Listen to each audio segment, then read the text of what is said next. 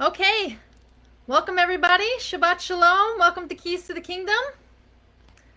Gloria is with us today once again on Shabbat, and today we're gonna discuss something that is it's not anything to do with salvation. This topic doesn't have any real impact on your sanctification, but it is going to help you in two areas. It's going to help you understand the Bible on a whole other level and understand certain things that you may not have understood before. And it's also going to help you be able to witness to people when it comes to other religions and false doctrines and teachings. And I think that's pretty important, but it is an interesting topic, and it's not something that a lot of people talk about. It's certainly not a topic that preachers talk about or rabbis talk about. In fact, it's not even in our, a lot of what we're going to talk about today is in the canon, but a lot of it is not in the canon. So it's not something that pastors or rabbis want to even touch on, because it's a little bit out of their realm. It's what?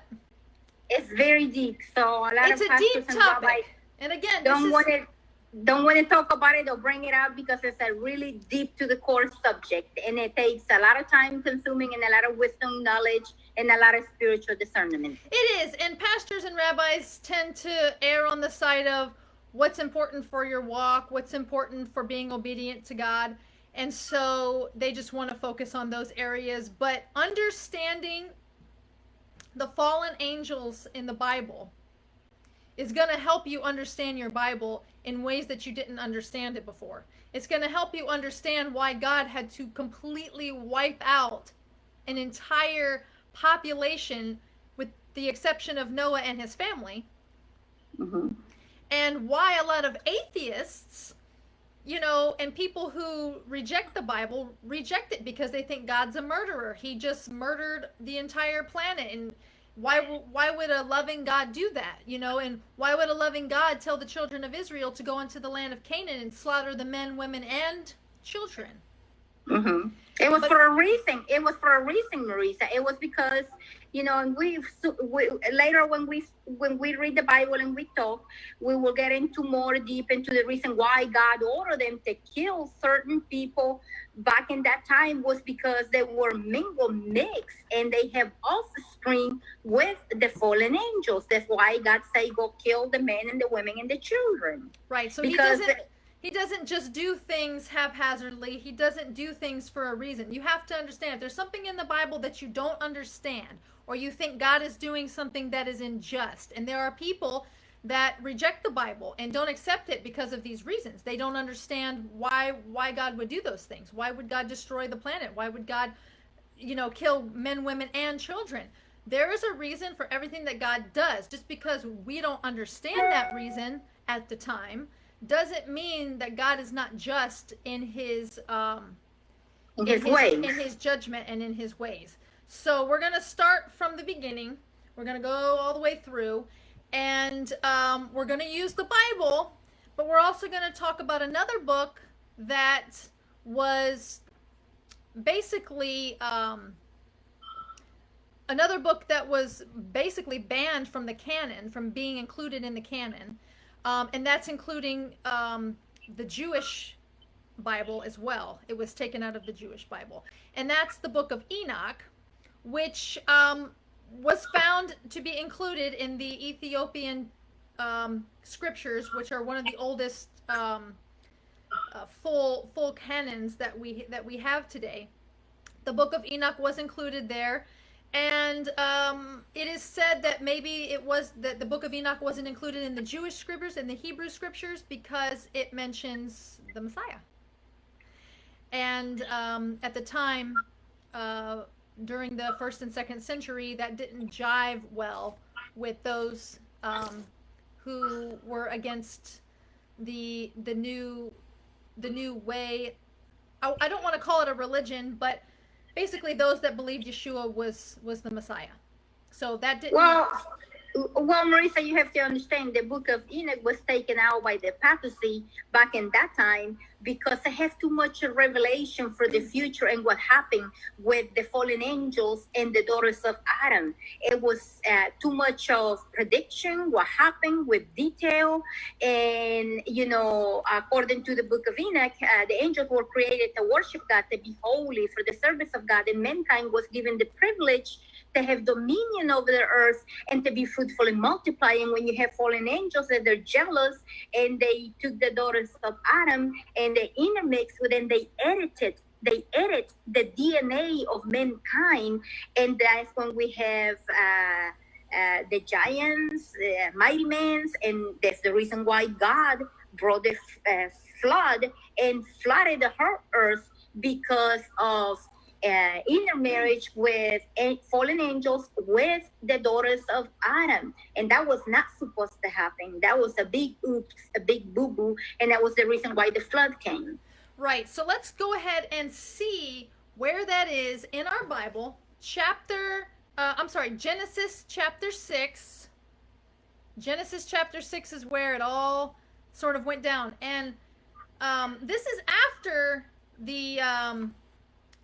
this is after what happened in the garden.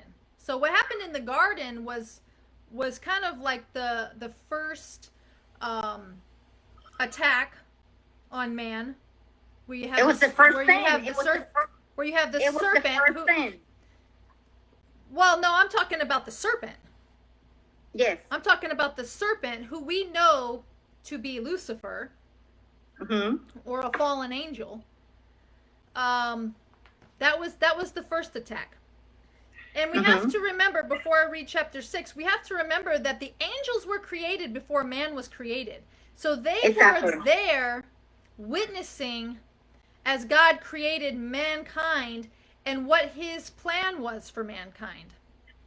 So they were privy to all of that information before mankind was created, before the animal kingdom was created. So they saw, you know, God create mankind and what his plan was.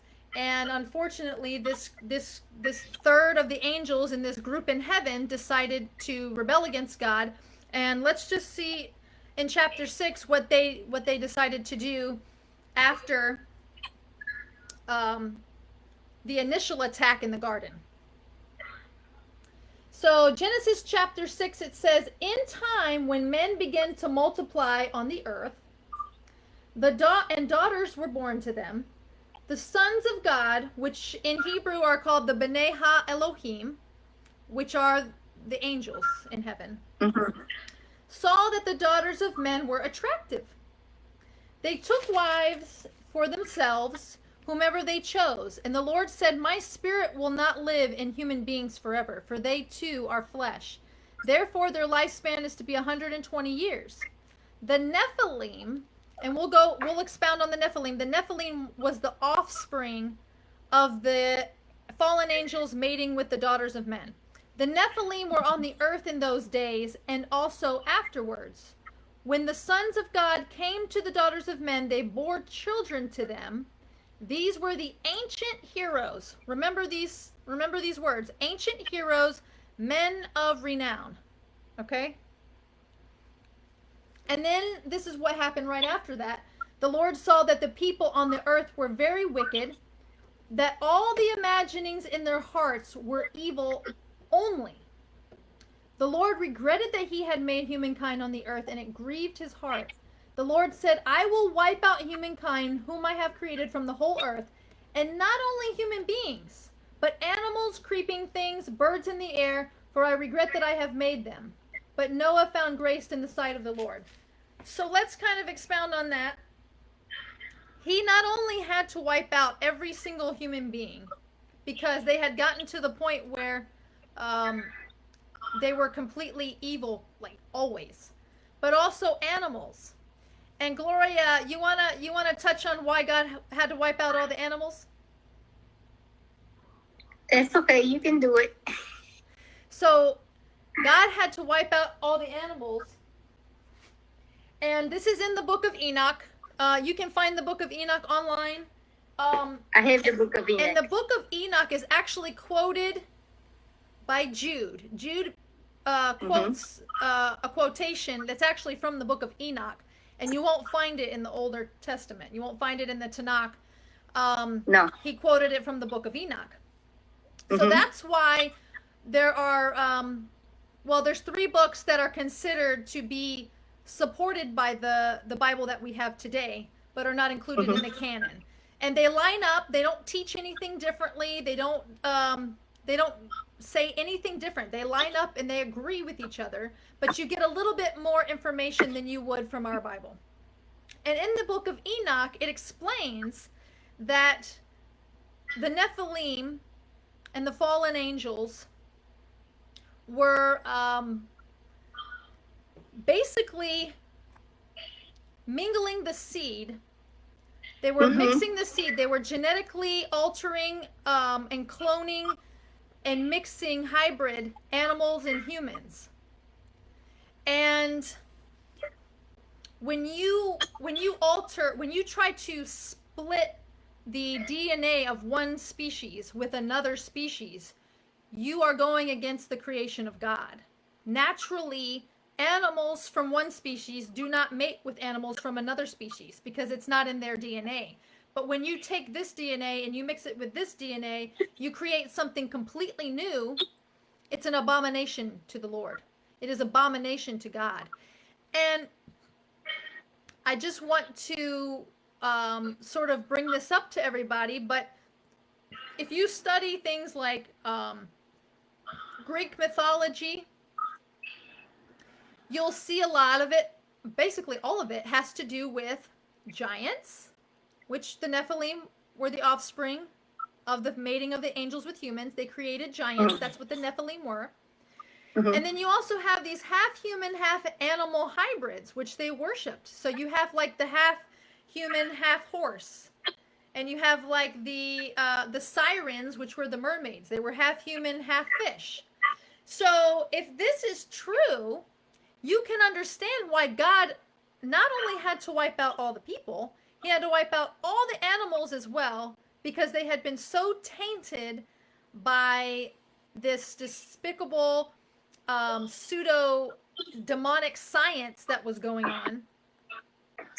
And you know, Marisa, you know what else, that if you read the Bible, where the last chapter that you read of the verse, where it say, and Noah found grace in God's sight because Noah was righteous and just. So his DNA was untouched. His DNA was pure. His DNA was not mingled and mixed with these people that already have intermixed with fallen angels, and they were half horse, half siren, half this, half that. His DNA was pure and untouched. Right. And God is the reason why he chose him. Because it seems like everybody else's DNA was altered, mixed, mingled with, I don't know, with a burrito, with whatever you want to call it, with a siren, whatever you want to call it.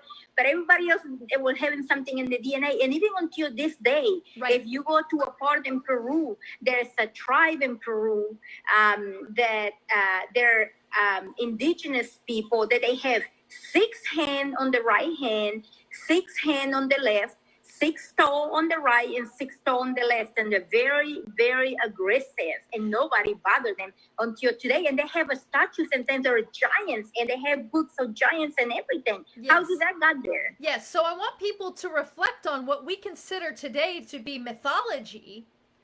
In those days was reality. It's mythology to us today because eventually they were all killed off.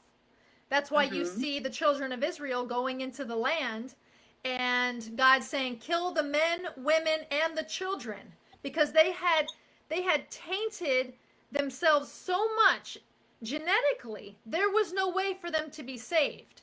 This was such a genetic alteration that was such an abomination to God that not even and he said the animals. Usually when God sent someone into war, or to war with another nation, you were able to take the men, women, and children and the animals as spoils, as you know, as not in this case. Not in this case. God said kill everything. He said kill the men, the women, the children, and the animals, because all of them have become corrupted in my eyes.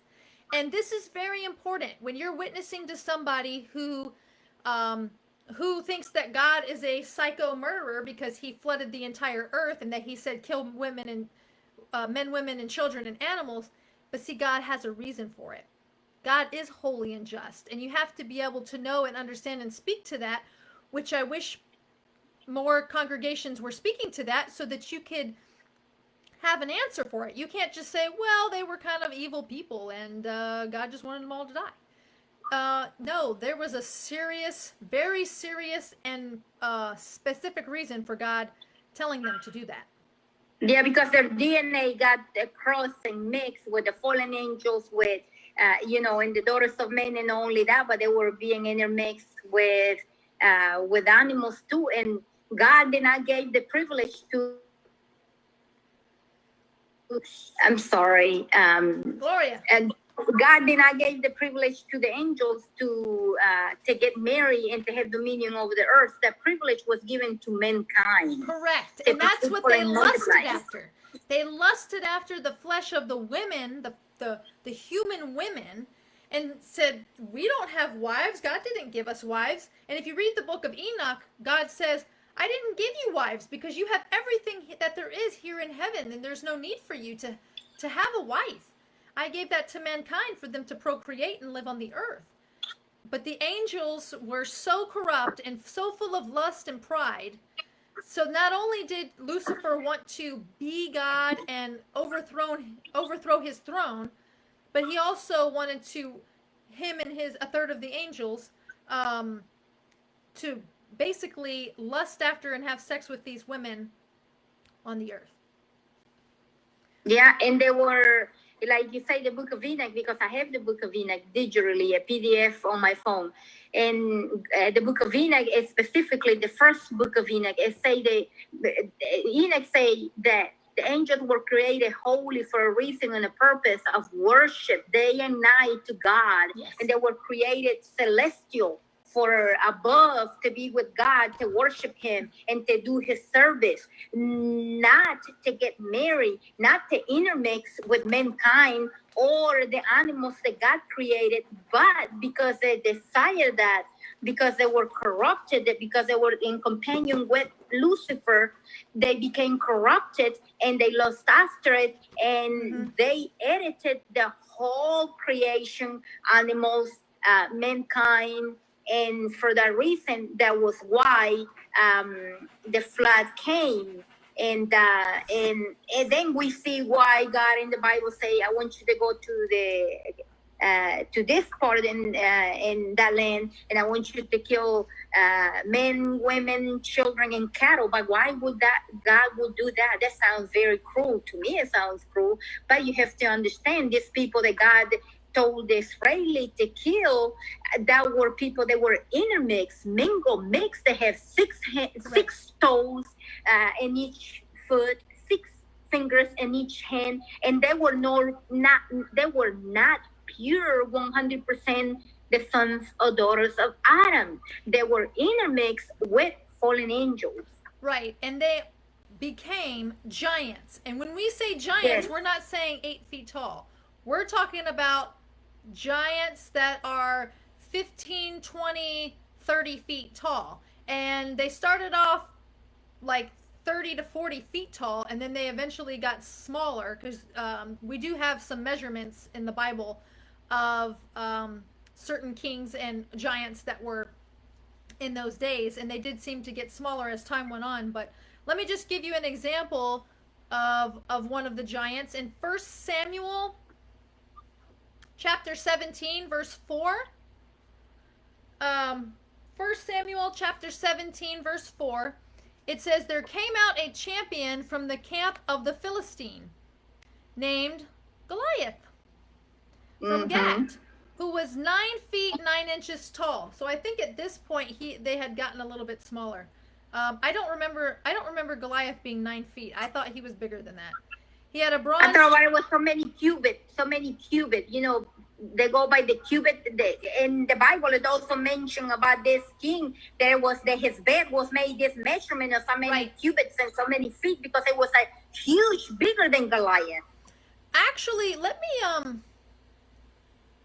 yeah, I don't know why this translation says it says 9 feet 9 inches. I want to see how tall Goliath was. Hold on one second.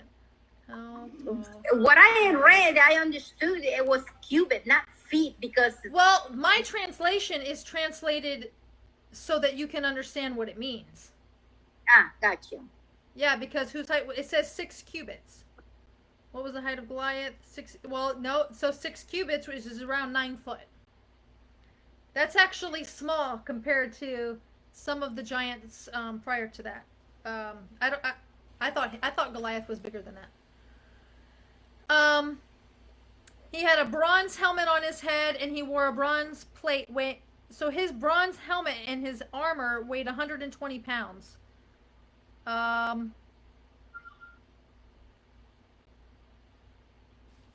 So he was part of the Philistines, which was a branch off from the Canaanites. The Canaanites were the progenitors, or the ones that started the Nephilim, because I don't know how they somehow continue after Noah.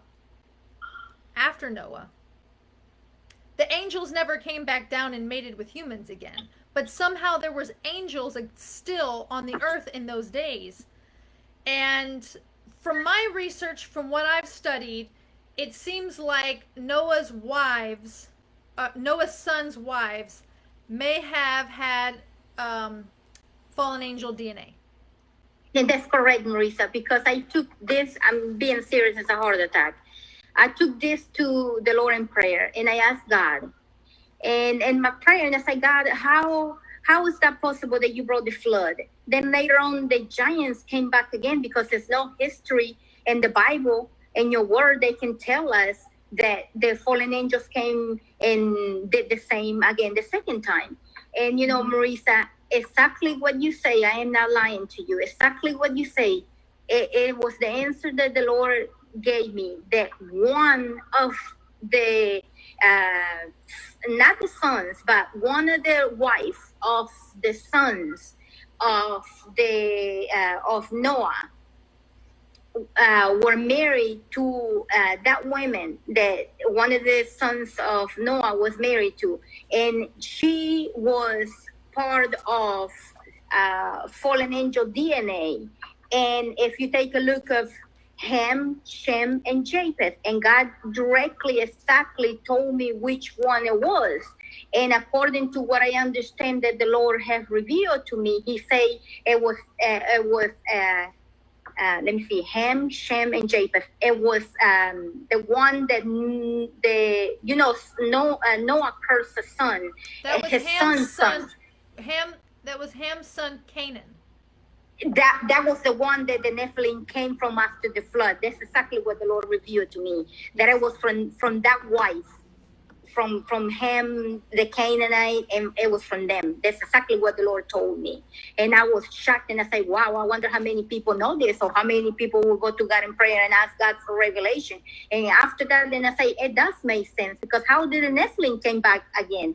Unless one of the sons of Noah was married to one of them, and one of them has six toes and 6 fingers, you know, and that's how the giants started again. And that's exactly what the Lord revealed to me, and point finger in the Ham, the Canaanite, and I go, wow, how do I know that? I don't know that, but God knows, because He knows everything. Yeah, so here's another mention of a giant in the Bible. He was actually a king. This is in Deuteronomy chapter 3. So it's talking about Og, the king of Bashan. Mm-hmm. Og, the king of Bashan, it says here that Og, the king of Bashan, was the last survivor of the Rephaim. When you hear about the Rephaim and the Hittites and the Jebusites and all of these groups that God wanted the Israelites to completely annihilate, The white out. They were offspring of giants. So he was the last survivor of the Rephaim. His bed was made of iron. It is still in Rabbah with the people of Ammon. It was 9 cubits long and 4 cubits wide. Using the normal cubit, so that's 13 and a half 13 feet long. Wow, that's huge. That's a big bed. That's a king size bed for sure. King size. That's past already the king size. Yeah. That's the king, the queen, and the children. So, if you read the Bible and you're thinking, okay, so why would the Bible mention how big his bed was unless it was an abnormal size compared to everybody else's bed? The Bible, it's not going to mention that or his height unless it's like, this is not normal. What's going on here? And it's important to point out. And, if you really think about it, we have all these movies today with the Marvel movies where they come out where and then you have all these other movies that have to basically that are linked back with mythology. And if you study any mythology, you think, boy, these people must have been really creative. But truth is stranger than fiction, and it's not impossible that those things actually happened, that there were giants back in those days, that there were hybrids back in those days, human-animal hybrids. And, we also have the whole dragon thing. So let's turn to Job chapter 2, verse 1. Job chapter 2, verse 1. I think this is talking about the sons of God. Chapter 2, verse 1. This isn't about giants. This is about This is about Lucifer angels. When the sons of God came to present themselves to the Lord. So another day came when the sons of God, the B'nai Ha-Elohim, which are the angels of God, came to serve the Lord, and among them came the adversary to serve the Lord. The Lord asked the adversary, "Where are you coming from?" The adversary answered the Lord, "From roaming through the earth, wandering here and there." The Lord said to the adversary, "Did you notice my servant Job, and there was no one like him?"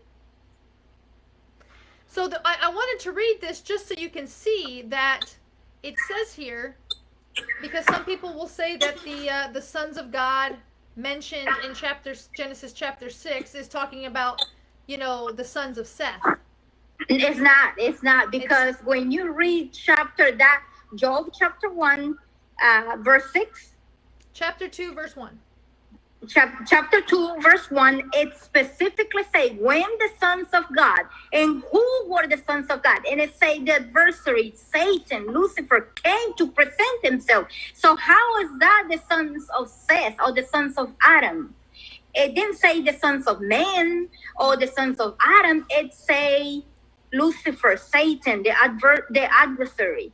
It's crystal clear. It don't get no cleaner than that. So, I understand there's some denominations that I don't want to mention, but, everybody will know that they say, well, that's talking about the sons of Seth. That's not talking about the sons of Seth. Well, here's the thing. The sons of Seth mating with the sons of Canaan isn't going to create giants. No. No. It's just going to create maybe like disobedient children, but it's not going to create giant Nephilim. And the whole point of the flood, and the whole point of now the end of time, because Jesus said if it wasn't the time of Noah, such shall it be the end of time, is that what was going on in Noah's time? The fallen angels were intermarried and editing the DNA of mankind. Actually, no, that's not true. Well, it kind of sort of is true, but it's not true. It was in the days of Jared that the fallen angels mated with human beings. It was in the days of Noah that they were mixing and creating hybrids. It was in the days of Noah that they were genetically modifying everything and destroying God's creation. So, and that's important because we don't know. There's nothing that says that the angels are going to come back and mate with humans again. And we'll kind of get into like, when they talk about people that have been abducted by UFOs, they never talk about them having sex with them, but they do talk about them doing scientific experiments and taking their seed and taking, maybe implanting them with things. But the angels aren't actually mating with the females or whomever they're taking. So we don't have any indication that the angels are going to come back and actually mate with human beings. However, it says, as it was in the days of Noah, so it shall be when the Son of Man returns. Um, Even today, like today, do we not have cloning? Do we not have scientific experiments going on when they're trying to commingle different species? Correct. And not to mention the food. Yeah. Which is a whole other subject. I mean, they're mixing and the Bible says, you'll see in the Torah, it says not to mix the seed. Every seed bearing fruit shall bear fruit of its kind. Of its kind. So, and Marisa, one more thing that you just say that you just hit target bullseyes. And the thing that you just say that I want to make a point is that, I know there are a lot of people, they say, well, I know that Jesus mentioned that when we're in heaven, we're going to be like the angels, neither married, neither in giving in marriage. But you have to understand, when the three angels came to visit Abraham, they ate with him, they drank water with him, yes, and they took form like men, like humankind. So if they were able to take form of humankind, like human, to eat and drink, this fallen angel, they took human form. That was how they were able, that they presented themselves to the daughters of men as people, as normal human, and that was how they intermarriage, and they were intimate, and they have relationship, and they have children. But for a person to say, well, angels cannot get married, neither can they have children, and then how do you explain that the three angels that came to visit Abraham to give him the news, and in one of them it was Jesus, that he said that Sarah was going to be next year, she was going to conceive a child. And they ate with him a venison, and they drank with him. And how do you explain that the angels were able to eat and drink? So the fallen angels, they fooled the people, the women, and they appeared that they were people, human like you and I, and they took them wives and have children.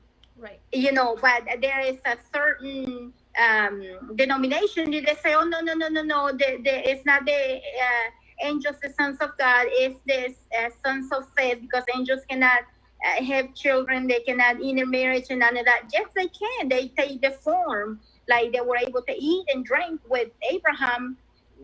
They can, get a human form and get with a woman and have children too. And how do you explain that this alien UFO, they don't have gender, they're neither male or female, but how do you explain they're able to adopt people, women, and then impregnate and put the seed of them in the women, and later on they come back and they take, after so many months or whatever you're going to call it, then they come and retrieve their seed? How do you explain that? That's not from God. So that is demonic. What's interesting from what I've studied is that there wasn't really any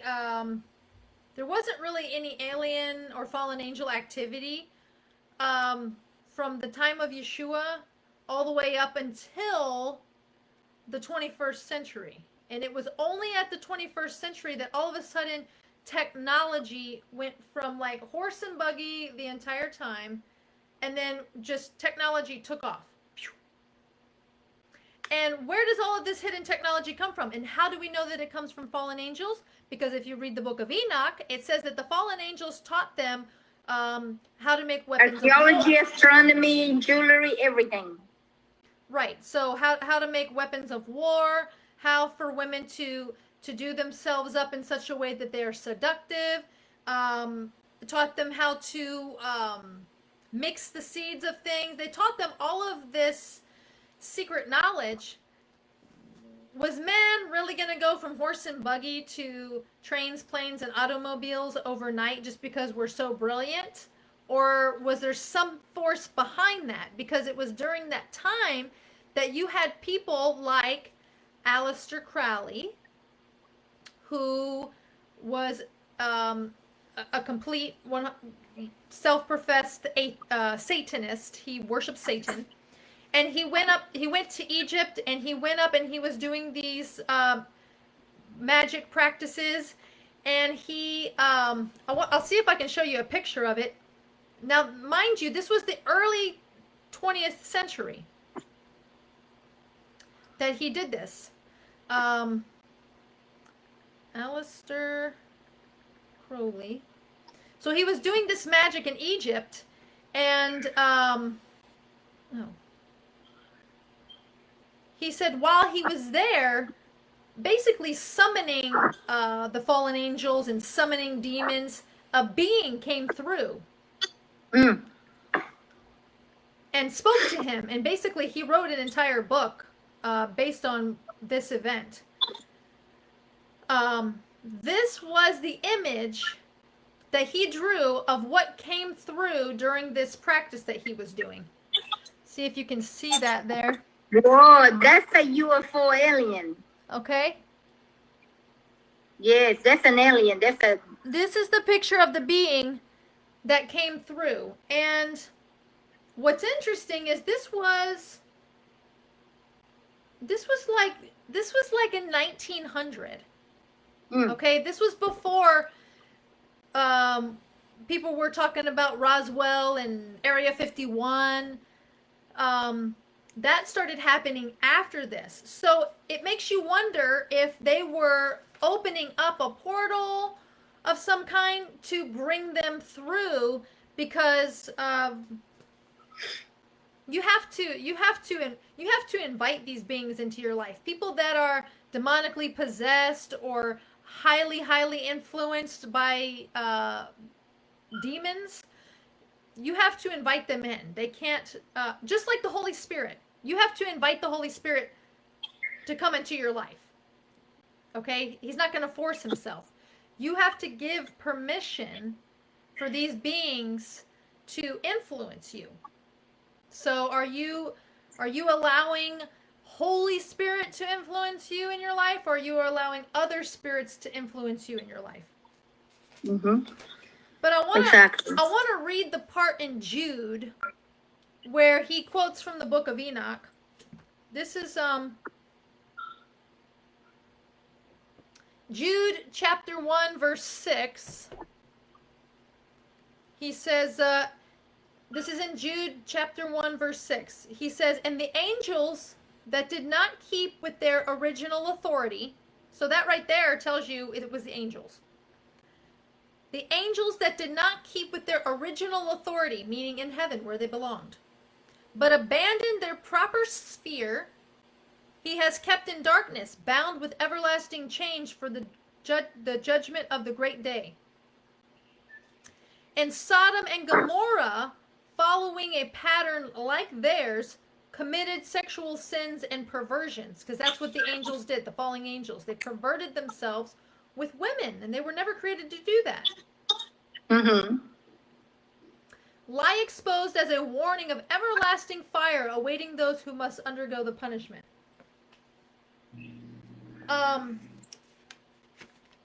That quote right there,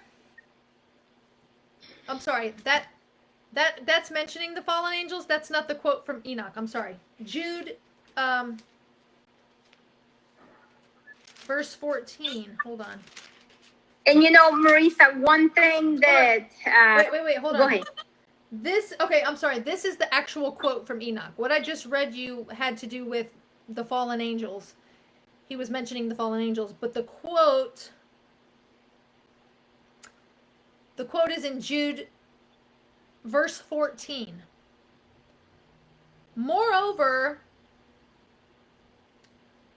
Enoch," Jude is mentioning Enoch, "in the 7th generation, starting with Adam, also prophesied about these men, saying, Look, the Lord came with his myriads of holy ones to execute judgment against everyone. That is, to convict all the godless of their godless deeds, which they have done in a godless way, and for all the harsh words these godless sinners have spoken against him. That quote from Enoch is not in the Bible, not in our Bible. That quote from Enoch, which Enoch is in our Bible, but he never quoted that in our Bible. That's not in the Tanakh. I know exactly it's what only you found saying. in the Book of Enoch. Exactly. So this is what you're saying. You're saying how the Enoch quoted that if it's not in Genesis, Exodus, Leviticus, Deuteronomy, and it's not in the New Testament, except that paragraph over there, they say, behold, he that come with the 10,000 of the 10,000 of his 10,000 to execute judgment on the ungodly.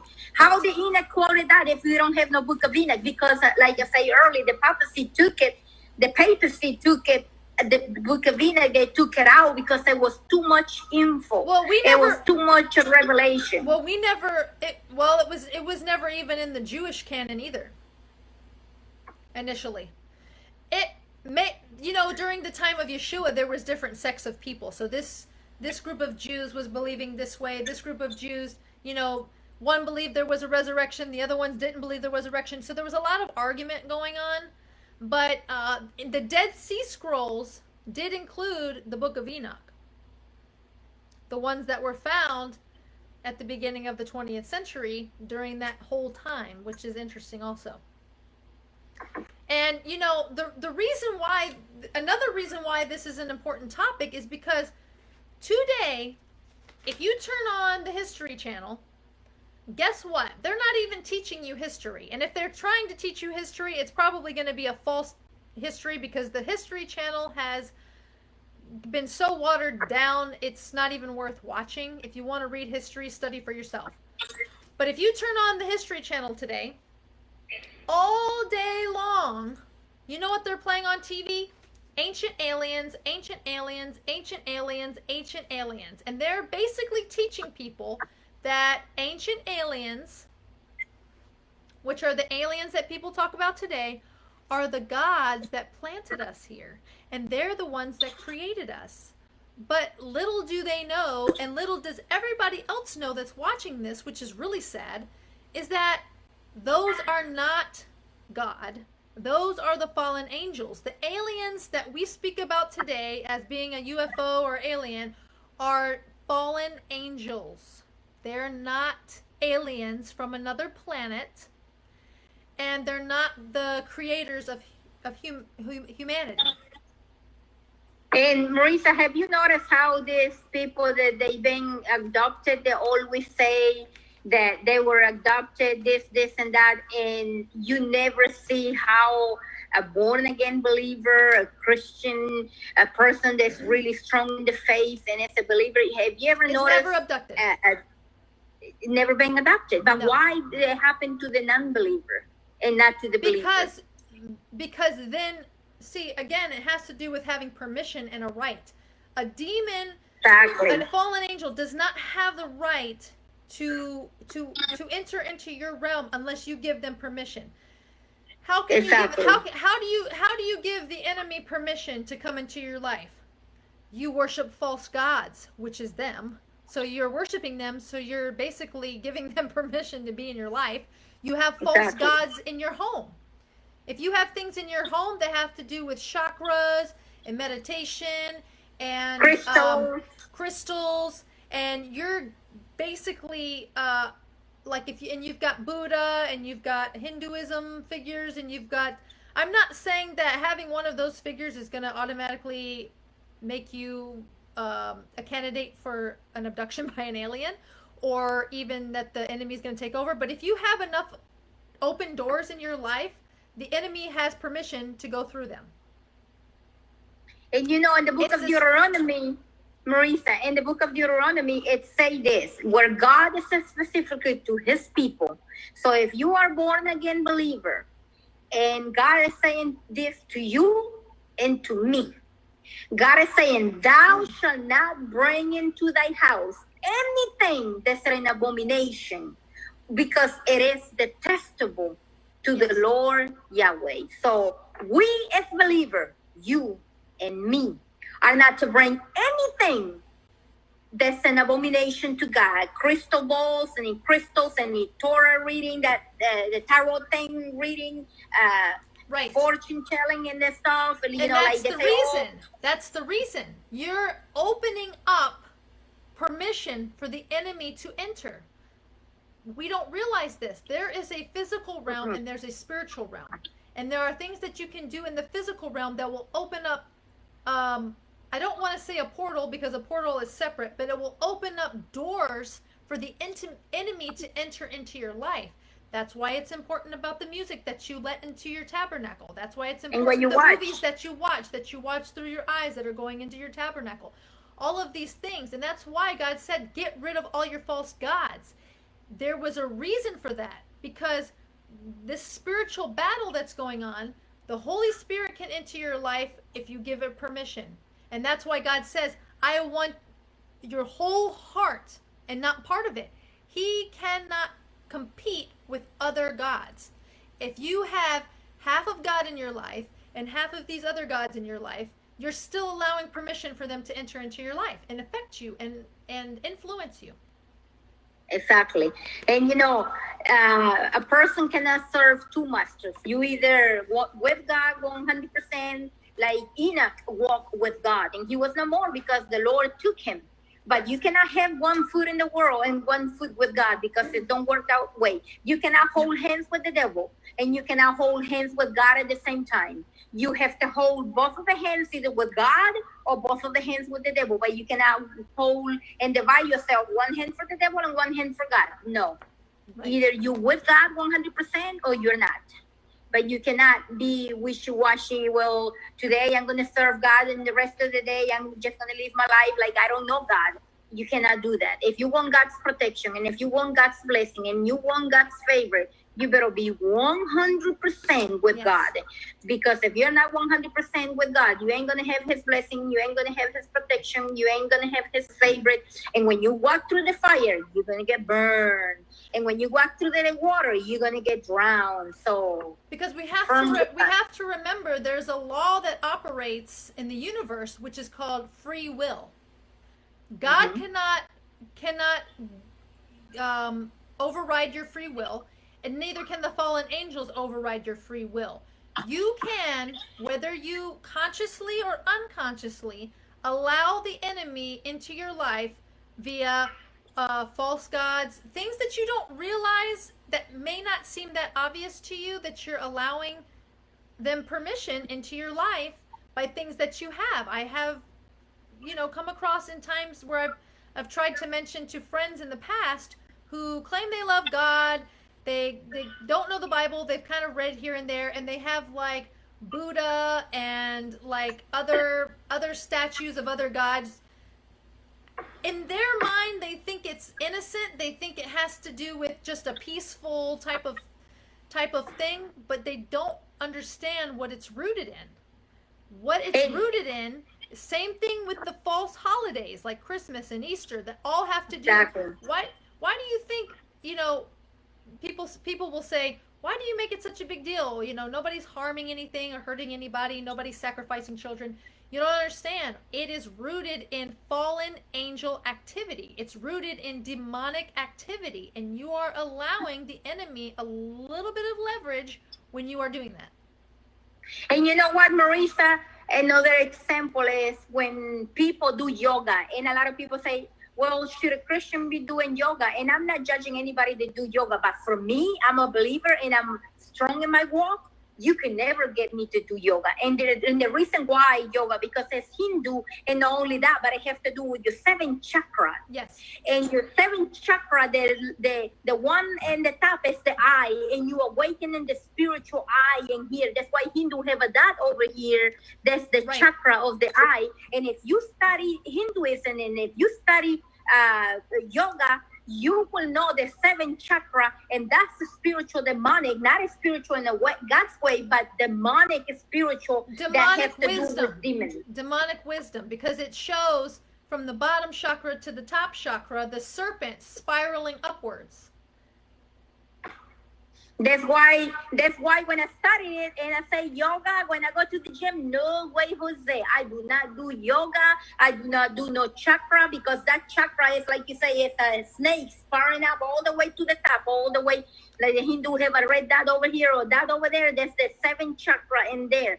And right. thank you. Chakra is demonic. In Hinduism, they worship millions of gods, and I'm not even kidding. It's literally millions of gods. I know that they have millions of gods, millions. And if you study all the stories, just like in other false religions, you see that the gods that they worshipped they were basically gods that had sons and daughters here on the earth. And their animals, there are snakes and elephants. Same thing in Egypt. You know, with Osiris and who had Horus. It was Osiris and Isis who had Horus, the son Horus, which is also the all-seeing eye as well. It's the same pattern. It's just different names. That's all. Same pattern, different names. And you know, it's so sad, because you take a look at one of their false god in Hinduism.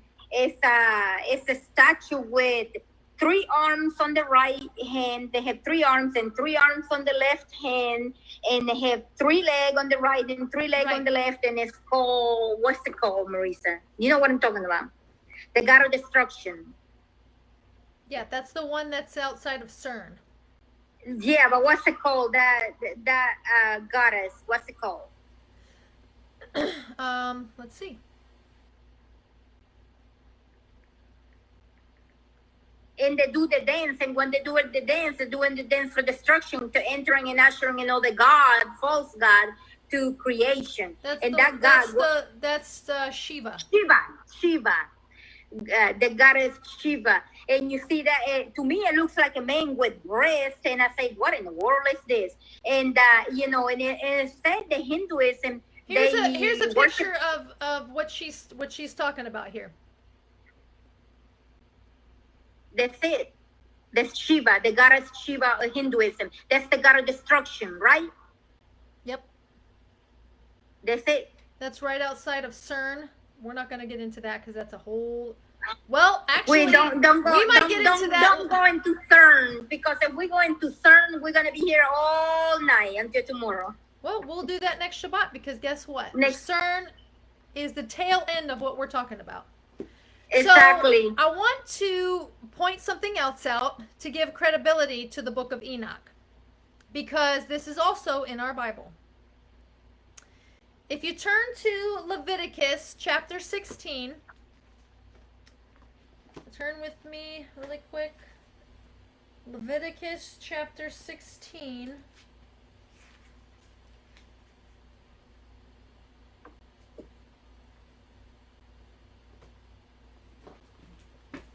This is going to blow your mind. I want everybody to really pay attention to this, because you're really going to understand why the Book of Enoch is true when I read this to you. Okay? Leviticus chapter 16, verse 5. Okay? This is going to blow your mind. And if some of you may not even have known this part of Leviticus, but those of you that have known this part of Leviticus, you're going to go, whoa. Okay, Leviticus chapter 16, verse 5. He is to take from the community of the people of Israel 2 male goats for the sin offering, and 1 ram for a burnt offering. Aaron is to present the bull for the sin offering, which is for himself, and make atonement for himself and his household.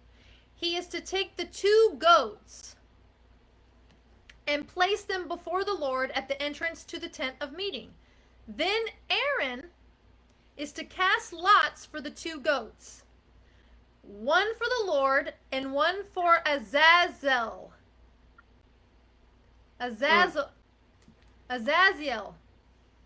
Aaron is to present the goat whose lot fell on the Lord and offer it as a sin offering, but the goat whose lot fell on Azazel is to be presented alive to the Lord and be used for making atonement over it. So basically, they would put their hands on the goat of Azazel, and they would send it away into the desert for Azazel. Okay, hold on one second.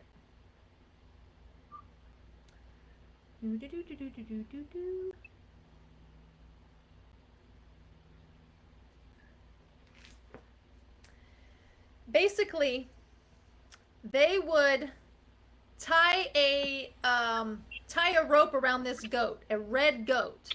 I'm sorry, a red goat. A red tie around this goat, and they would send it off. They would lay their hands on it and put, basically this was for all the sins of Israel to be put on this goat and sent out into the forest for Azazel. Okay? And what was happening is when he would come back, the rope or whatever, the scarf that they tied around him would turn white, saying that the sins had been forgiven. This is going to blow your mind. Nowhere else in the Bible is Azazel mentioned. Why is that?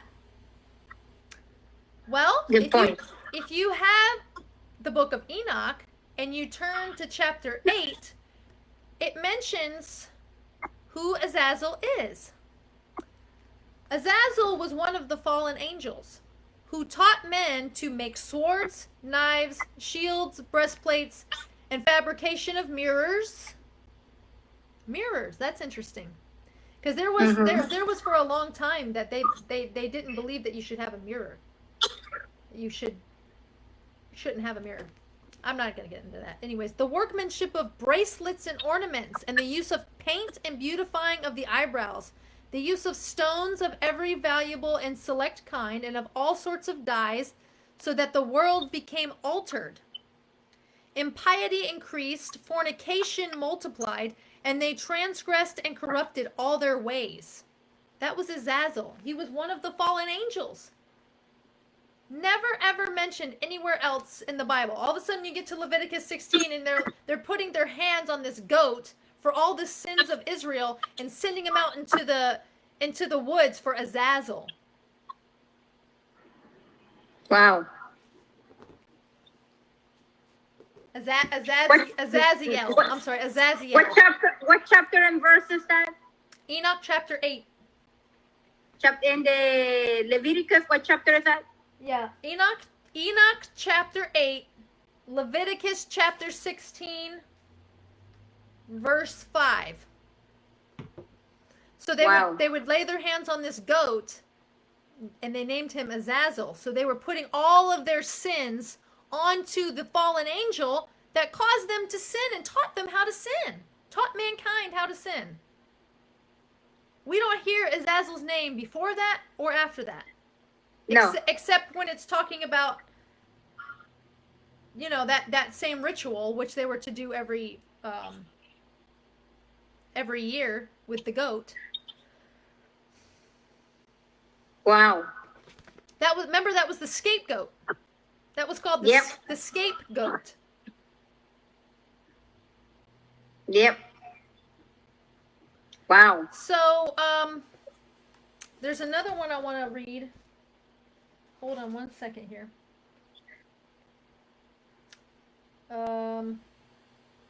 Numbers chapter 13. I want to say this is another mention of a giant. I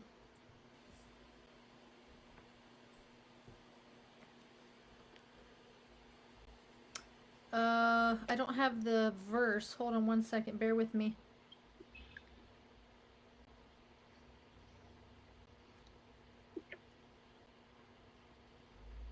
Okay. This is the 12 spies, I think.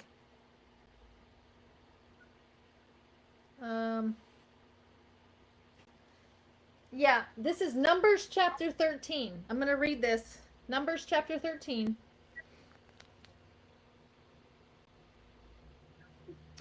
These are the names of the men that Moses sent to reconnoiter the land. This is when they were going to go. They were spying. They were kind of looking at the land that God was bringing them into. Hold on one second, Marisa. Hold on.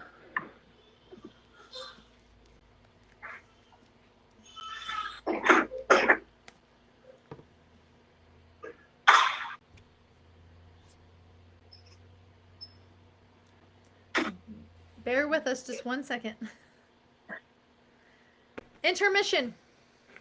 Take a drink and a potty break.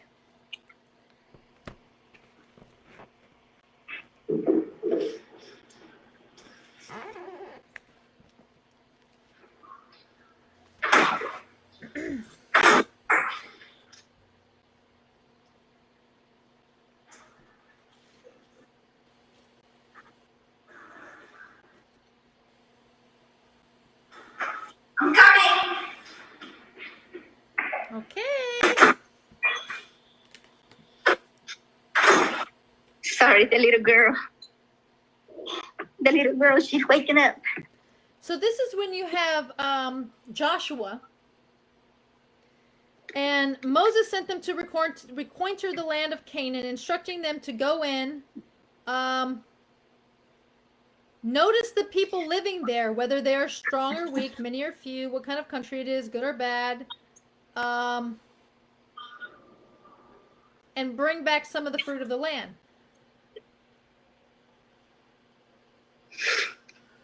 They went up and reconnoitered the land near the entrance. The Anakim lived there. That was a group of Nephilim, giants. Mm-hmm. They came to the Eshcol Valley, where they cut off a branch bearing one cluster of grapes, which they carried on a pole between two of them.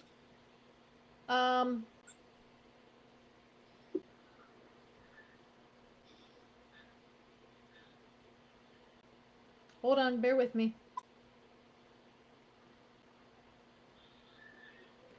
So this is what they said when they got back from the land. We entered the land where you sent us, and indeed it flows with milk and honey.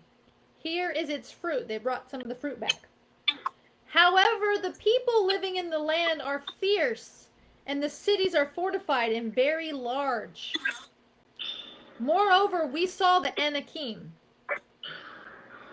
Amalek lives in the area. The Hittite, the Jebusite, the Amorite, and the Canaanite live there. But Caleb silenced the people and said, we ought to get up immediately and take possession of it. There is no question that we can conquer it. We can attack these people because they... But the men who had gone with him said, we can't attack these people because they are stronger than we are. And they spread the negative report about the land.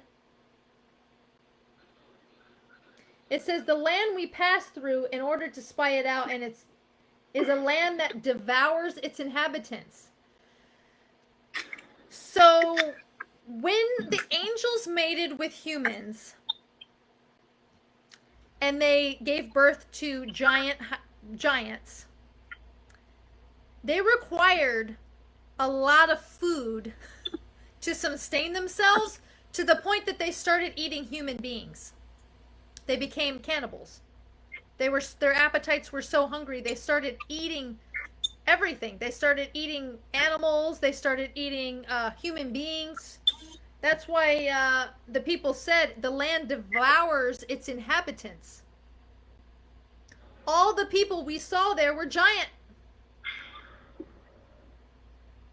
We saw the Nephilim, the descendants of Enoch, who was from the Nephilim. To ourselves, we look like grasshoppers by comparison. And we looked that way to them too. And you know what, Marisa, good point to that, what you just read, that the 12 spies went to the land, and 10 came with a negative report, and 2 came with a positive report. And who was those 2 that came with a positive report? Caleb and Joshua. Because 10 say that we cannot take the land. That's impossible. They're giants. They make us look like grasshopper. We're nothing but little bit grasshopper to their side. But Caleb and Joshua, they say we can do it. But why did they say that? Because they themselves compare God to this giant. Right. And they say, what is God, the creator of heaven and earth and everything that he has created, to these puny giants? If God told Caleb and Joshua that the land will be theirs, and they believe it, and they accept it, and they embrace it, and they declare it, and they proclaim it, and they say, we can do it, because they compare God and the giants. Amen. And they knew that the God of Israel, the God that they served, that was so big and so mighty and so powerful, there was no giant can stand in the way of the true living God and intimidate our true living God. And that's why they say we can do it. We can take the land, because they were comparing not themselves with the giants, because the other 10, they compared themselves with the giants. But Caleb and Joshua, they compare God with the giants. That's why they say we can do it. And that's what I'm saying to people right now. We can do it. We can serve God. We can do it. But compare your problems, your struggle, your burdens, everything with God. Who's bigger? Your struggle, your burdens, your problems, or God? Who is bigger? Amen. Listen, I have a lot of faith in God. Amen. I'm pretty sure I would have faltered in my faith had I been looking at a 20, 30 foot giant. Not just one, a whole land of them devouring the land. Exactly. Eating animals and eating humans. So look at this. And this is another reason we know that they were big, because the Bible says they were giant. Okay? But Marisa, hold on 1 second. Marisa, 1 second. Then God told Joshua, do not be dismayed, do not be afraid. I am with you. The same way I was with Moses, I will be with you. Yes. Yes, he did. Of course he did. Mm-hmm. Go right ahead. I'm sorry to interrupt you. It's okay. So in Amos chapter 2, verse 9, it says, this is God speaking. He said, I destroyed the Emori, which was another group of Nephilim. Mm-hmm. I destroyed the Emori before them, before Israel. Though tall as cedars and strong as oaks, I destroyed their fruit above and their root below. So, and cedars are very tall. You know that. Cedar trees are very tall. Let's just look this up for a second. How tall is a cedar tree?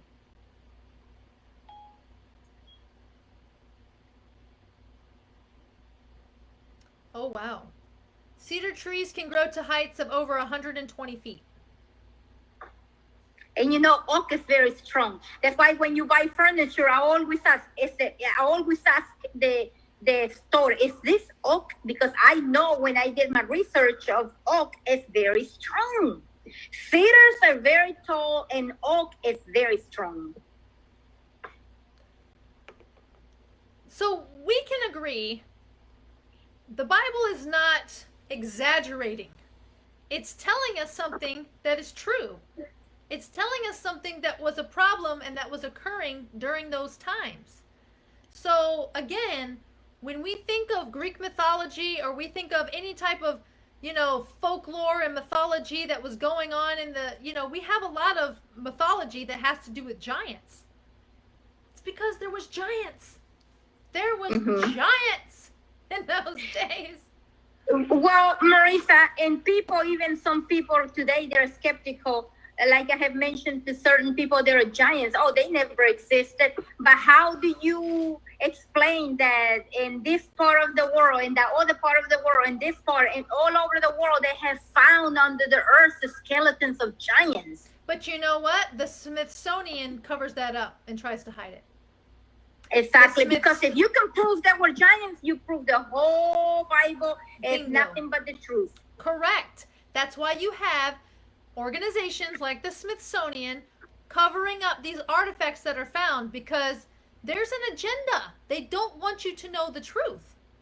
Exactly. They don't. You see what it is? They don't want for you to know the truth, and they don't want for people to know that the Bible is 100% accurate of what God say, and that there is a God that we serve, and they want to keep the people in darkness. They want to keep people clueless. They want to keep people in bondage. They want to keep people worshiping fallen angels.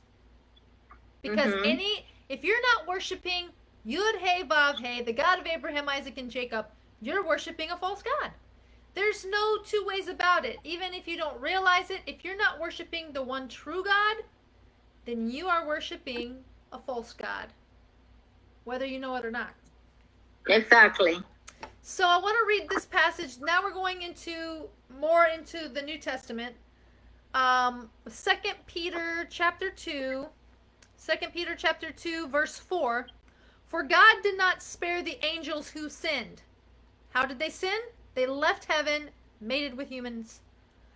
For God did not spare the angels who sinned. On the contrary, he put them in gloomy dungeons lower than Sheol to be held for judgment. And he did not spare the ancient world.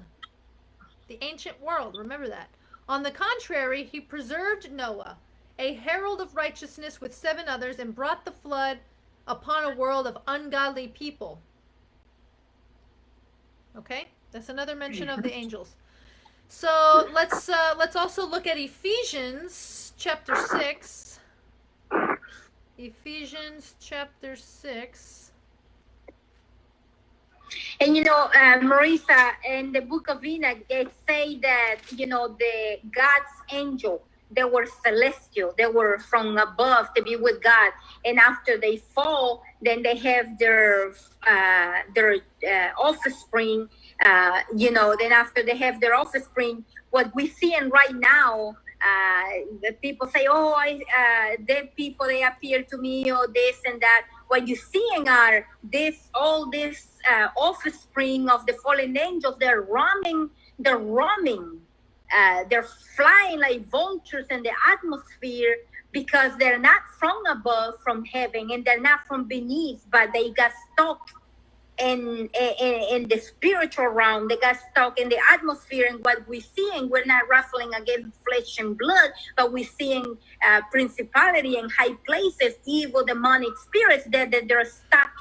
That you see NASA make a video. That's exactly what I was just about to read in Ephesians. Oh, it says, well, so we wrestle not against flesh and blood, but against no, this is what mine says. For we are not struggling against human beings. No. Exactly. Yeah, we're not struggling against human beings, but against the rulers, the authorities, and the cosmic powers governing this darkness, against the spiritual forces of evil in the heavenly realm. And the cosmic power. What is the cosmic power? So when you see aliens, they're not extraterrestrial. They're extra dimensional. They can come into this world, but it's almost like they're in the second heaven. Exactly. You know what? They're like in between. They cannot go back up to the 7th heaven where God and his throne is, where they were. They have fallen down, and they've been kept in this in between world. Do you remember when Daniel was fasting and the angel came all the way to him, and he got stuck by the principality, the ruler of Persia, the second heaven? Then he got stuck. He said, I was on my way to you, but I got stuck by he was holding me back. The Prince of Persia was holding me back. Yep. Mm-hmm. So to get to God, you go to God to the 7th heaven, and you go all the way. And when you go to the second heaven, because the first heaven is where the sky and the star and the atmosphere is. Right. The sky is where we see the sky. That's the first heaven. The second sky is where I take that back. The second heaven is where the atmosphere is, where you see E.T. phone home. Where whatever those things are, and you go further, then you got to keep going further and further and further to get to God. But where the second heaven is where those things are. Yeah. And again, it's why Marisa, I'm sorry, it's why there's so many people, they quit praying and they give up, because their prayer, your prayer has to go up, and when they go up, they have to make it to the first heaven, to the second heaven, and they have to go all the way to God. And sometimes your prayer going to God, they get stuck in the second heaven, because the enemy, the spiritual enemy, is hindering your prayer to be answered. I don't know if I agree with that.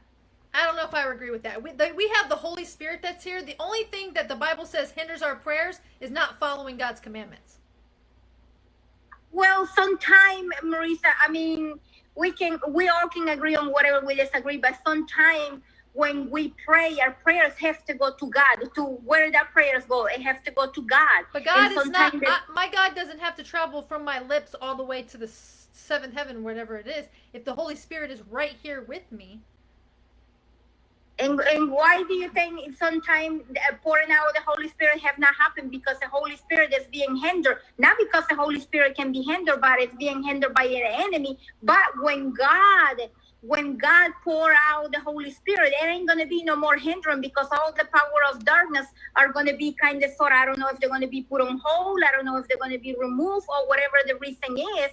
But their principalities and high places, rulers of darkness out there in the atmosphere, that they're evil, they're deceiving people, and they're hindering. They're in the way. It's like when you're driving, you say, get out of my way. I got to get it. Such a destination, and you're on my way. You're not letting me go through. I gotta go. So something like that. I know what you mean.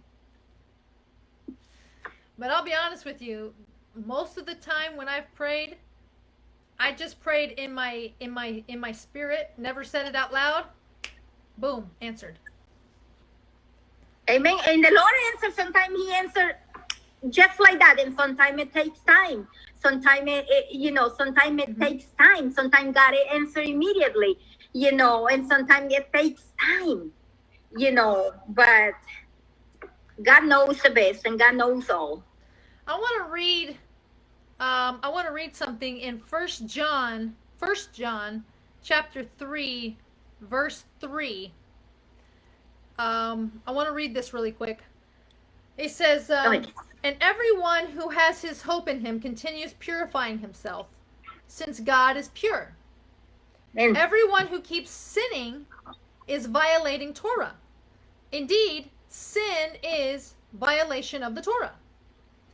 You know that he appeared in order to take away sins, and that there is no sin in him. That Yeshua appeared because there was no sin in him. So no one who remains united with him continues sinning. Everyone who does continue sinning has neither seen him nor known him. Don't let anyone deceive you. It is the person that keeps on doing what is right who is righteous and just, as God is righteous. The person who keeps on sinning is from the adversary, because from the very beginning the adversary has kept on sinning. It was for this very reason that the Son of God appeared, to destroy these doings of the adversary. No one who has God as his father keeps on sinning, because the seed planted by God remains in him. That is, he cannot continue sinning because he has God as his father. Here is how one can distinguish clearly between God's children and those of the adversary, because the adversary does have children. Everyone who does not continue doing what is right is not from God.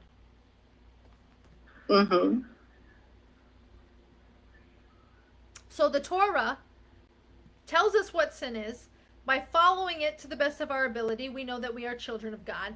But it's just saying the adversary also has children, and those that keep on sinning are children of the adversary. There's only two. The disobedient children. There's no middle ground. There's no... There's light and dark, right and wrong, holy and unholy. Exactly. And Jesus say, you with me or you're against me. Yes. So you got to make a point. Either you're with God or you're against God. And if you are not with God, that makes you against God. So, you cannot be in between. There's not such thing as in between with God. Right. You're with God or you are against him. Amen. That is true. Now, this is, what was I going to say? This is something that I heard that was interesting. So just imagine that the followers of Yeshua had the Book of Enoch, and they knew about the fallen angels. They knew about the fallen angels who had mated with humans and created Nephilim, and who basically spread these false religions all over the planet, all of this sin all over the planet, and then all of a sudden you have Miriam being impregnated by the Holy Spirit. And Peter has the revelation. He was the first one to have the revelation and say, "You're the Son of God. You are the Son of God." In other words, the fallen angels knew of the promised Messiah. I'm assuming during creation, God's plan. So they tried to create their own offspring. Hold on.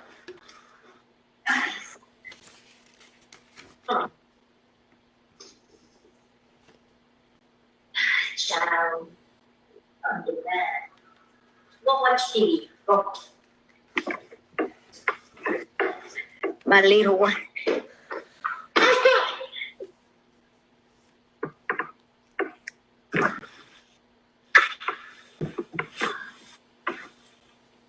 Okay, so basically what I was saying is that the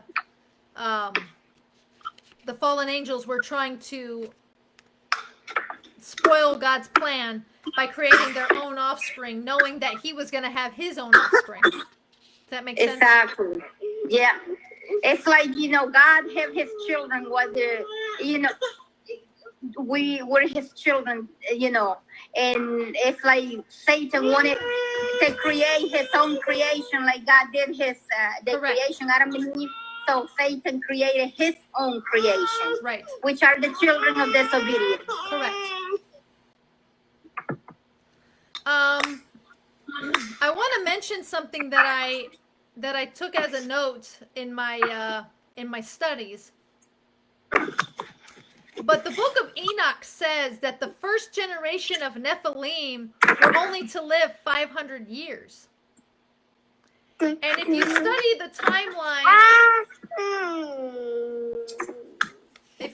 the timeline, of those 500 years, and you also study like mythology and stuff like that, it very much lines up with what was called the Clash of the Titans.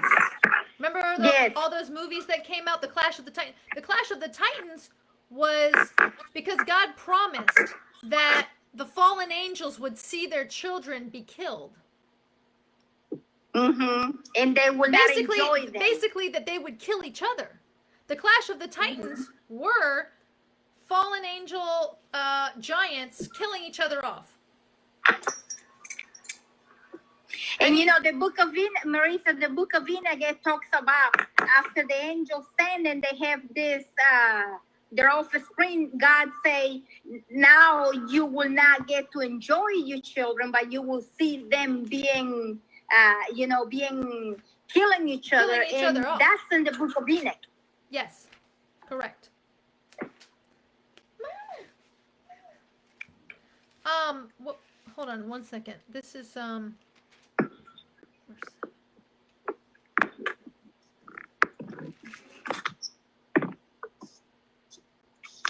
okay. I want to read this part of Revelations. I want to read this part of Revelation. In chapter 12, verse 7 through 9, it says, there was a battle in heaven. Michael and his angels fought against the dragon. The dragon and his angels fought back, but it was not strong enough to win. So there was no longer a place for them in heaven. The great dragon was thrown out, that ancient serpent, also known as the devil and Satan, the deceiver of the whole world, was hurled down to the earth, and his angels were hurled down with him.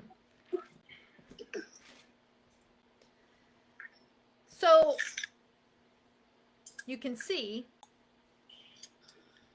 that they were no longer allowed in the seventh heaven with God. They were brought down to a lower heaven. And again, I want to reiterate that the reason why this is such an important teaching, why I think this is such an important teaching, even though it has nothing to do with salvation, even though it has nothing to do with sanctification. Those keys are kind of loud, Gloria. I got it. They're like really, really loud. I know, I got it. Even though this discussion has nothing to do with salvation, it doesn't have to do with sanctification, it's so important so that you can fully understand your Bible and you can fully speak to people who are coming from another religion or other false teachings, so you can really grab their attention as to why the Bible is true and what God was trying to do. Here, baby. Oh no. I'm sorry.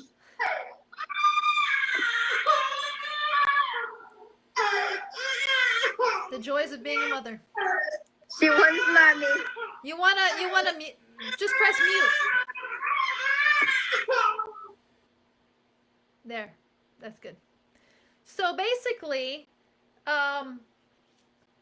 it's such an important teaching because, again, it doesn't have to do with salvation. It doesn't have to do with your sanctification. It has to do with you truly understanding the Bible, truly being able to comprehend it, and then being able to really explain it and capture the attention of people who don't understand why God did things that he did, and who have become unbelievers because of things that they've read and don't understand in the Bible.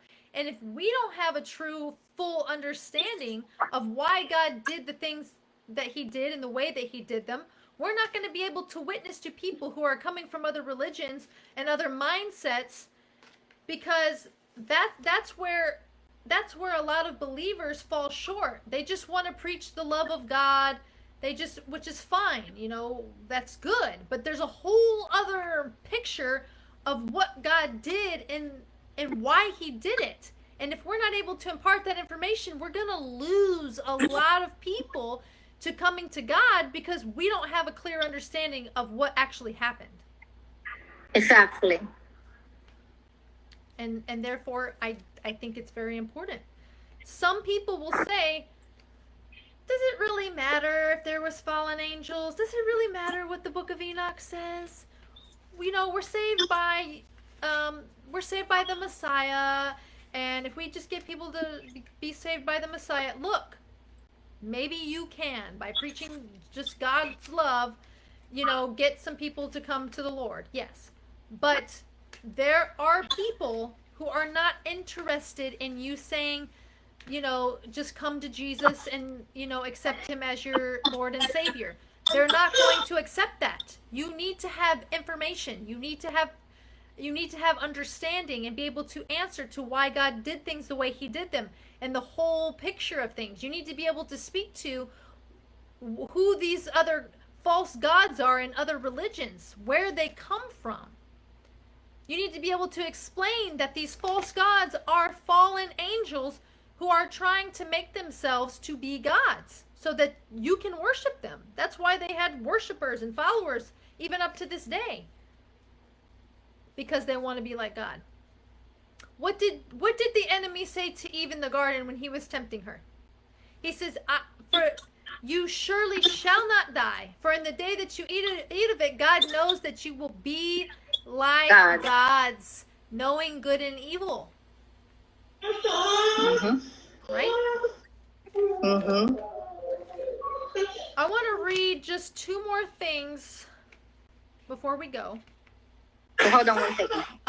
But I'm gonna get it's out of the book of Josephus, who is a Jewish historian, and nobody really disagrees with anything that he has said, but let me see if I can find this. Josephus, let me get my book of Josephus. Hold on 1 second. Hold on, sweetie. Hold on.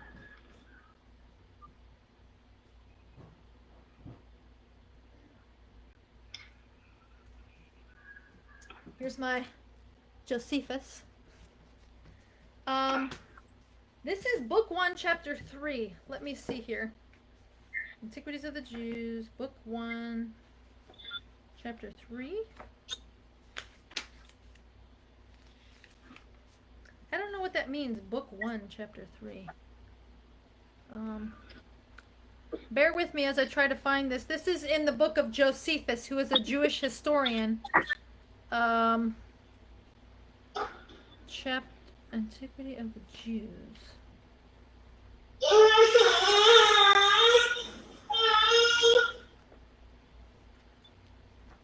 So, Book 1, chapter 3.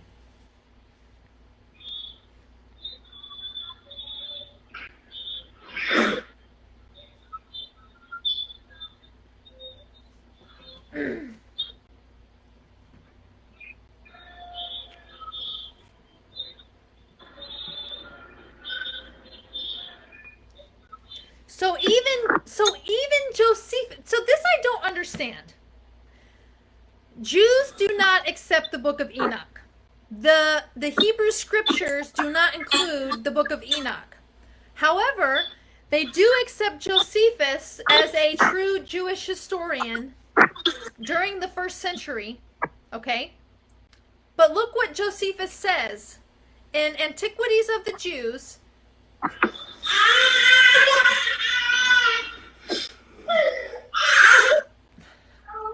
Book 1, chapter 3. Book 1, chapter 3. Josephus says this. He says,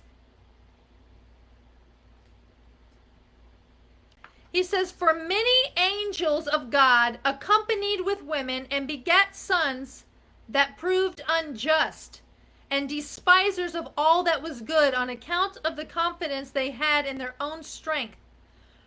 For the tradition is that these men did what resembled the acts of those whom the Grecians called giants.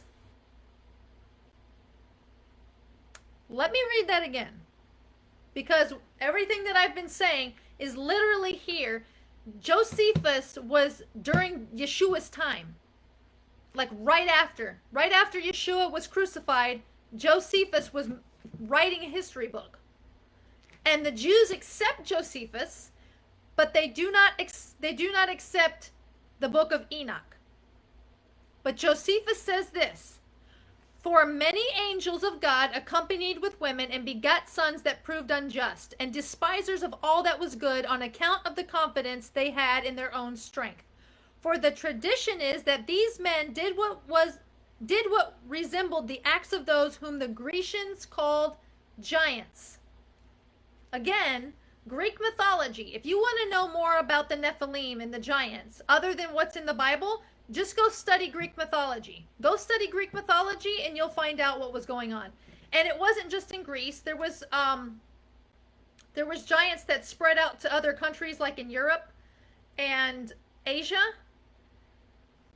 All you have to do is study mythology. What we call mythology was actual fact in history during those times. You see? He's equating the Greek giants to the offspring of the fallen angels.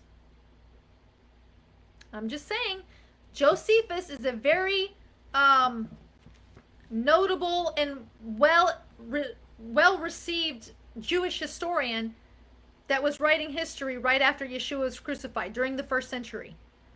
He's accepted by Jews and Judaism. He's accepted by believers, but yet he's quoting from the Book of Enoch and saying what the Book of Enoch says to be true, but yet the Book of Enoch is not accepted.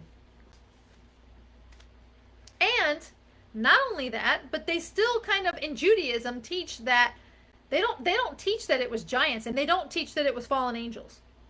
They don't teach that at all. But if you ask, it's like, oh no, those were the sons of God, those were the sons of Seth, they were just the holy ones mixing with the unholy line of Cain.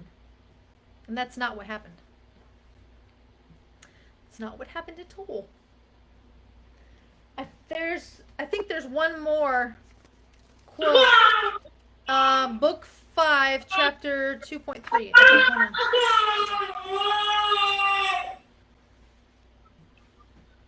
I'm going to have to go, Marisa. The little one is crying. We're almost done.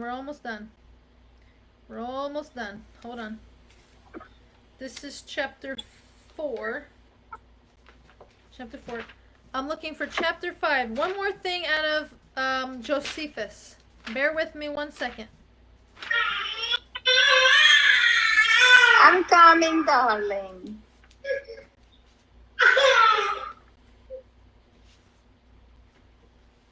Book 5, 141. Bear with me. I'm almost there. 141, 2.3.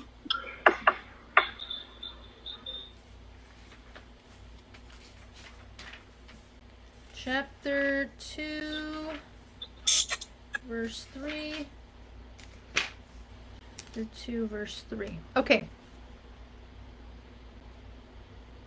Okay. So this is also in the Antiquities of the Jews by Josephus. This is, if you're interested in looking it up online, you can look up Josephus Antiquities of the Jews on a PDF form online. It's book 5, chapter 2, verse 3. And it says, for which reason they removed their camp to Hebron, and when they had taken it, they slew all the inhabitants. They were till they left the race of giants. They were there until they left the race of giants who had bodies so large and countenances so entirely different from other men that they were surprising to the sight. Sorry. Mute it one more time. Okay. This is important. For which, okay, so they were there till they left the race of giants who had bodies so large and countenances so entirely different from other men that they were surprising to the sight and terrible to the hearing. The bones of these men are still shown to this very day, unlike to any credible relations of other men. Now so that right there tells you. Unmute it. Go ahead. Unmute. Yes. Did you hear me? Yes. That were unlike any other men, and the bones were there that were unlike, in features unlike any other human. There is no arguing with that. You cannot argue with Josephus. It's very crystal clear, exactly, specifically what they're saying, just right to the target, to the bullseye. But guess what? You're never going to find giant bones in a museum because the Smithsonian won't allow it. They cover it up. Because they don't want people to know because that the Bible will is prove the Bible. The Smithsonian Institute is probably run by atheists or a satanic group. Mm-hmm. Because what other reason and what other motivation would there be to cover up all of these findings? Satan is behind it. You're not really for history and actual true facts and artifacts. If you're hiding things, that means you have an agenda. But guess what? Josephus told us. Thank God for Josephus. So, well, Yes. Yes. So we can kind of wrap it up with this, okay? We can kind of wrap it up with this. That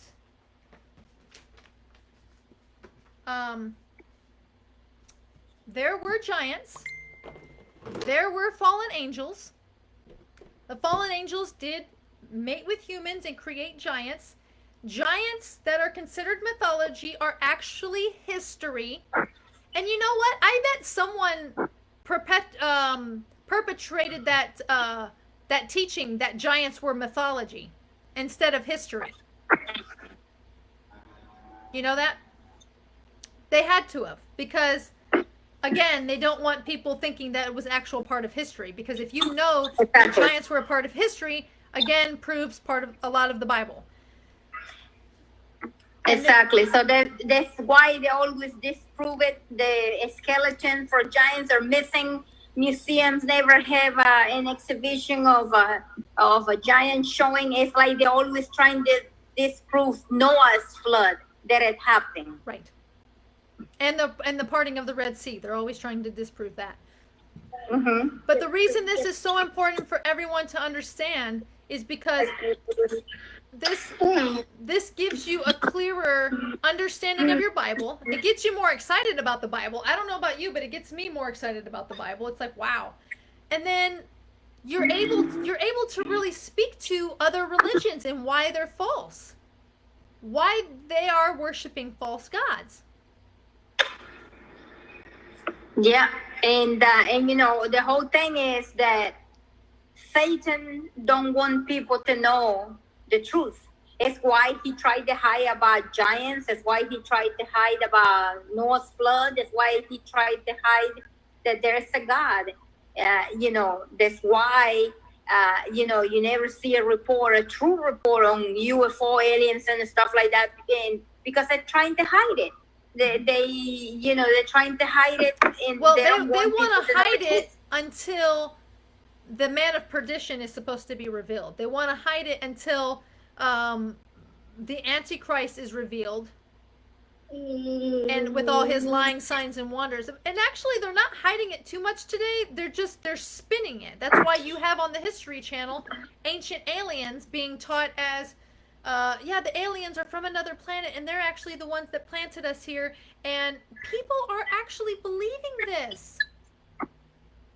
You know, we might not understand it as believers because maybe you're surrounded by other believers, but there's a lot of people in this world who are not believers and who actually, you know, ascribe to, you know, New Age religions and this Buddhist, Hindu, Eastern philosophy that is you know, all of this is like, you know, like witchcraft and mysticism melded together.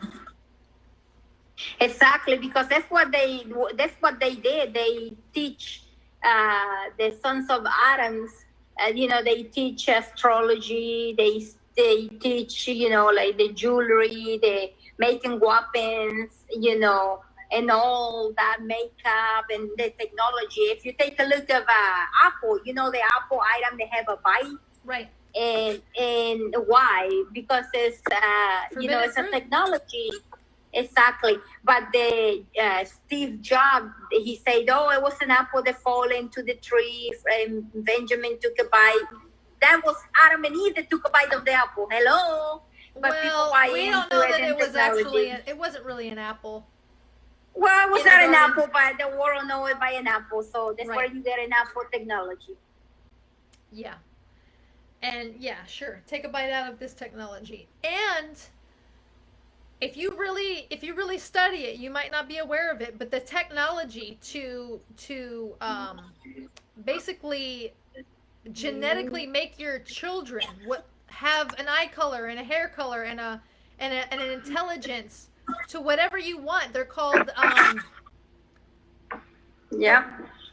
What is it called?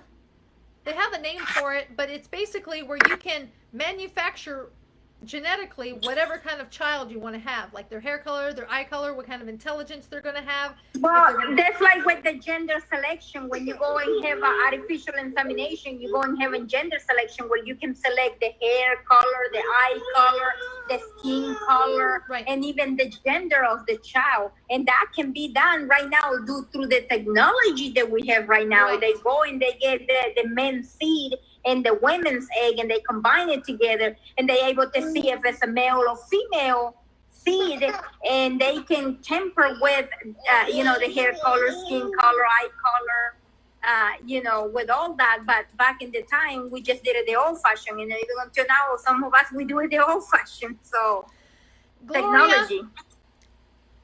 Can you say a prayer just to close up, that everyone's eyes will be opened to the truth of what we discussed today, and that they'll be able to utilize it when coming in contact with these unbelievers and people who don't really fully understand the Bible and what God has done and is trying to do now. I can do that. And God, please pray against the fallen angels and his offspring, because those minions of Satan are thorn in our side to this day. I can do that too. Let us pray. Dear Heavenly Father, we come to your presence to thank you, Lord. We're gathering together here to hear your word, what you have to say in your word. Father, I pray that you will give believers wisdom, spiritual knowledge, spiritual understanding of what has been said here today, Lord. Lord, give them an ear and a mind that the ear will hear what we're saying in here, because we're saying your word, and give them a spiritual understanding so that they understand what the message is about, Lord. Father, I pray that you will bless them with courage, strength, a spiritual discernment, and you will help them to understand what the message is today.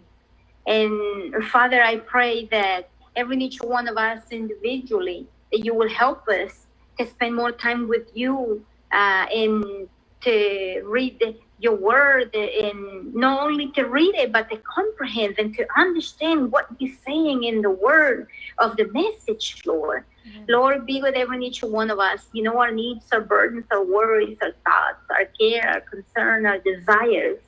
Lord, please, I ask you to give each one of us individually spiritual discernment, courage, strength. Lord, be with us, lead us and guide us in a way that is good and acceptable to you, and help us that whenever we come in contact with the lost, that you will put your word in our mouth. Amen. That we be able to tell them whatever you want us to tell them, not to fight, not to argue, not to debate, but Lord, to give them an answer to whatever question or doubt do they have, and that you will let the Holy Spirit convict them of the message that were given to them, Lord. We ask you, Lord, that your kingdom come and that you will be done. And Lord, I ask you that these fallen angels, they sin against you and Satan and their offspring, Lord. We ask you for justice. We ask you for you to restore all that the spiritual enemy have stolen, that mankind and people are so influenced by evil demonic spirits. Lord, please, we ask you for justice. We ask you, Lord, that you will restore all that the spiritual enemy has stolen. We ask you, Lord, for we ask you in Jesus' name. Amen. Amen. Whew. So, we'll think about if we want to sort of do a part 2-ish to this. Either Wednesday I can do it, or maybe next Shabbat, God's willing. We'll see. If anybody has any questions, please feel free to ask, and we'll sort of expound on that. But Shabbat Shalom. God bless you. Shabbat Shalom. And God be with you. God bless you all. Bye-bye. Bye-bye.